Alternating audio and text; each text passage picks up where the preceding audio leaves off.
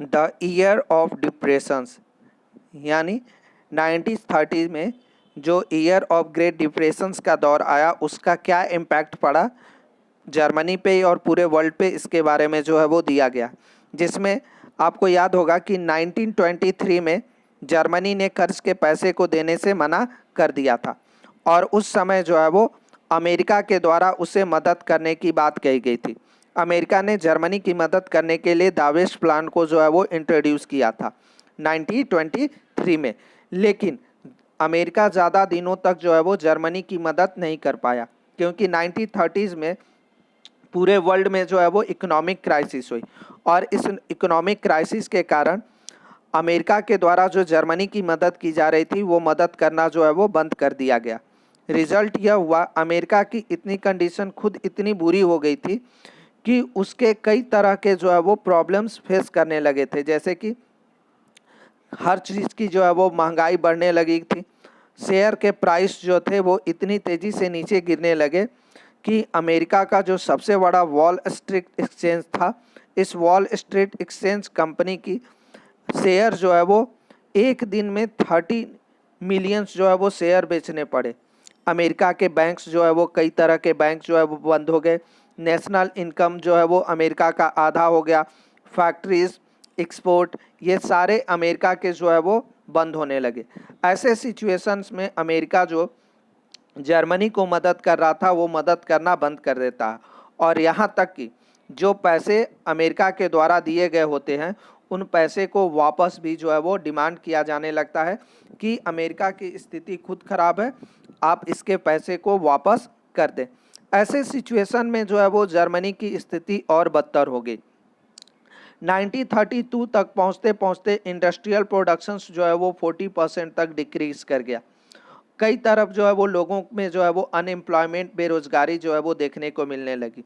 जो यूथ थे, नव युवक थे, इनमें जो है वो कई तरह की समस्याएं भी बढ़ने लगी, जैसे कि जब कोई रोजगार नहीं मिलता था तो ये यूथ जो है वो क्रिमिनल एक्टिविटीज़ में जो है वो इन्वॉल्व होने लगे, गलत गलत काम करने लगे, जैसे लूटपाट, चोरी, डकैती, इस तरह की एक्टिविटीज़ जो है वो बढ़ने लगी थी। इकोनॉमिक क्राइसिस ने जो है वो पूरी तरह से मिडिल क्लास और जो लोअर क्लास के लोग थे इनकी ज़िंदगी को जो है वो पूरी तरह से बर्बाद कर दिया गया था। एक तो ये समस्या थी, इकोनॉमिकल क्राइसिस के दौरान किसी भी तरह का कंट्रोल नहीं किया जा रहा था और जर्मनी की स्थिति भी पहले से भी बदतर हो गई थी। जो अमेरिका से उसे सपोर्ट मिलता था वो सपोर्ट मिलना भी जो है वो अब बंद हो गया था, किसी भी तरह का अमेरिका से सपोर्ट नहीं मिल रहा था।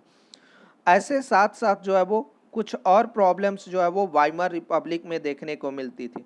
जैसे कि वाइमर रिपब्लिक की अगर हम बात करें तो उसके दो मेजर प्रॉब्लम्स थे उसके कॉन्स्टिट्यूशंस में, जिसमें एक था आर्टिकल 48। आर्टिकल 48 के कारण ऐसा देखने को होता था कि वहाँ पर गवर्नमेंट चलाने के लिए जो सपोर्ट और जो मेजॉरिटी की ज़रूरत होती थी, जो रिक्वायरमेंट होते थे, उस रिक्वायरमेंट को जो है वो पूरा मेंटेन रख पाना पॉसिबल होता था।